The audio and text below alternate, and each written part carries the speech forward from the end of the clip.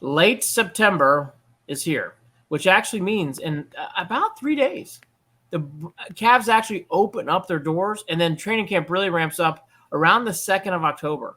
So we're here. Cavs basketball is here. It is about ready to open up. Tristan Thompson back in the house and trying to forget the memories of the Knicks and reliving the memories of a wonderful regular season.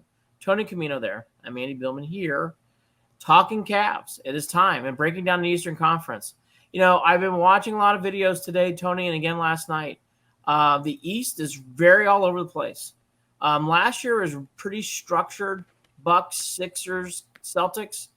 I don't get that read when I'm listening to the experts and pundits. What is your early initial general thoughts of the Eastern Conference and where the Cavs lay? I think the Cavs are in a really good spot. I think they're kind of in between tiers as it stands right now. The Sixers and Heat are kind of question marks right now because Yep. the Damian Lillard saga and the James Harden saga can obviously change their outlooks drastically. But I'd say right now we're just a tier above them. Even with James Harden on the Sixers, I still think we're a better team. Yep. I wouldn't quite put us up with the Bucks and Celtics, who are the two true contenders right now. But I don't think we're as far off as other people might think. The Bucks Yep. haven't really made any improvements. They're kind of just running it back with the same core they have, which got them a title, so that is reasonable. But they're aging, they're dealing with injuries, and they're just becoming ineffective as the years goes on. Maybe Chris Middleton returns to form this Right. year, but he never seemed to really get back to himself last year. Yeah. So I think the Cavs kind of start this year in that tier right between those contenders we were with last year and right below the Celtics and Bucks. But I think as the year goes on, they'll really get themselves into that top tier as a top three legit contender in the East. So let's take a few things there. One is the Bucks. The Bucks have a new coach. Bucks have Middleton, who I'll even say it's been 2 years. He really hasn't looked the same in 2 years now. Right. Middleton's really not the same player. Giannis is debating about whether he's coming back or not, so there's even some off-the-court drama.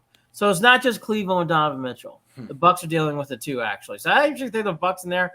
I think the Bucks are kind of more of a mess than we think. But I think Giannis is too good to let them slip.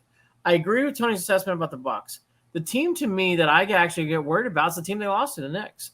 The Cavs don't match up well with them when it comes to their size. They're the one team that gives the Cavs fits with their size and their rebounding. I think that's going to be more of a challenge than what I think others think. I'm the lone wolf.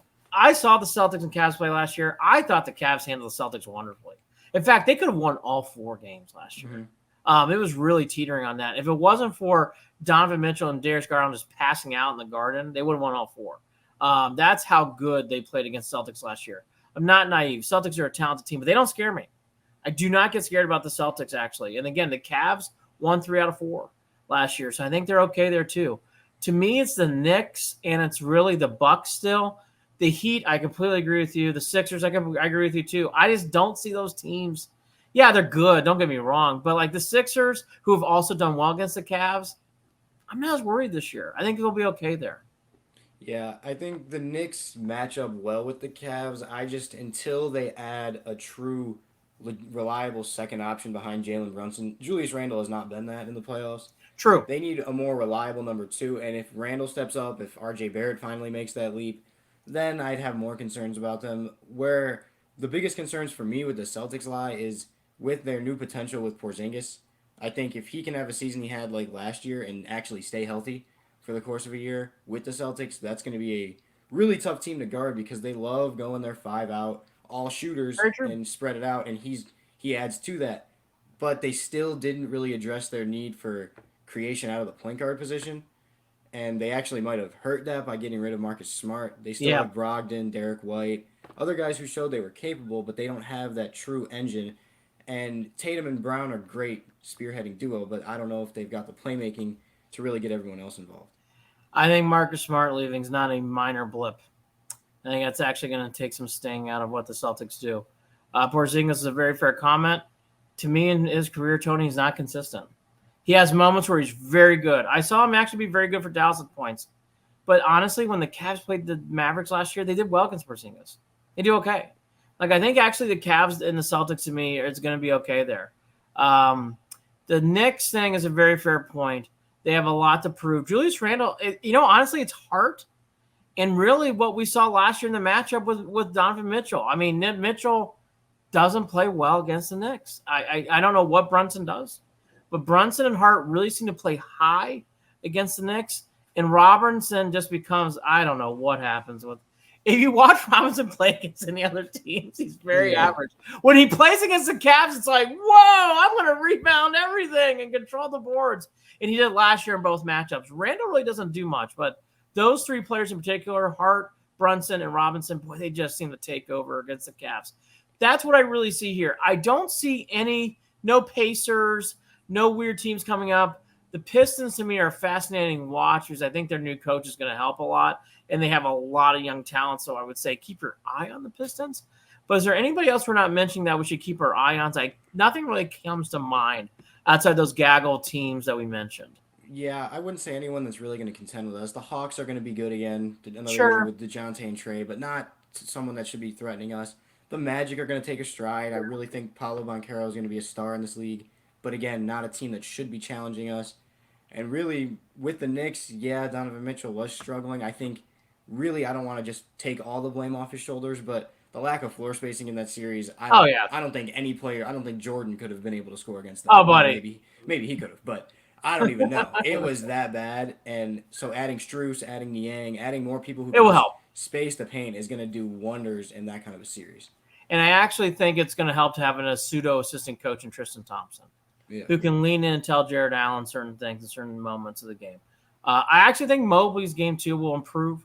I think he's going to really develop well into a late game 5. I don't think we're going to see Jared Allen. I know you feel the same way. I don't think you're going to see Allen late in games. I really don't. I wouldn't be so focused, Cavs fans, on the starting 5. I'd be focusing on the ending 5. I think the ending 5 is really to watch. And I would be shocked to see Jared Allen out there this year. I think you're really going to see – I think Niang actually. Or Niang or Strauss in a combination of the regulars, LeVert, Garland, and Mitchell. Last point to what Tony said. Mitchell was a wonderful player. And I think he is a superstar. And I will tell people out there, I pump him up. I'm going to keep pumping up. Let's treat him as such. He is a wonderful talent. Wonderful talent. And I'm so happy he's here in Cleveland. Yes, definitely. I mean, we don't have that kind of elite scoring outside of LeBron and Kyrie in our history. Guys that could go for 71 on any given night. Probably the list ends with those three. So he is, and yeah, I know he wasn't extending this offseason, and there is still that chance he leaves. I'm not going to say that he's locked into Cleveland for life, but he was never going to extend this offseason. Right. That was not ever going to happen. So making those headlines really just isn't that big of a deal. As long as the Cavs show improvements this year, show that they can be a team to win the finals, I think he sticks around. Because I don't think, while he didn't have much say in the trade, I think he was very acclimated to the Cleveland culture and the team, the youth of it. And I think he sees that in a couple years, this could be a team that runs the East. To Tony's point, they're dealing with the same thing in Milwaukee. With Giannis, they're dealing with the same a lot of teams. These super megastar players aren't going to sign right away. They want to maximize their value in their contract. They also want to maximize their chance to win. And they want to prove to see what's going to happen here. Don't read too much in Donovan Mitchell not signing. In fact, I don't even think it's a headline. I think it's more of like, well, yeah, we expected that. Mm-hmm. Let's move on. I really wouldn't. I think that's too much drama and not enough reality. Tony and I will be covering. Tony will be doing a lot with the Cavs, so will I. BelieveInTheLand.com for all your Cavs coverage. And again, it ramps up in a week. Starts really next week, but honestly, it ramps up a lot in about 10 days. So you're going to see a lot of Cavs stuff coming your way. We're excited about the Cavs, Eastern Conference. We kind of gave you a breakdown there. Probably do an overall breakdown as we get later in October.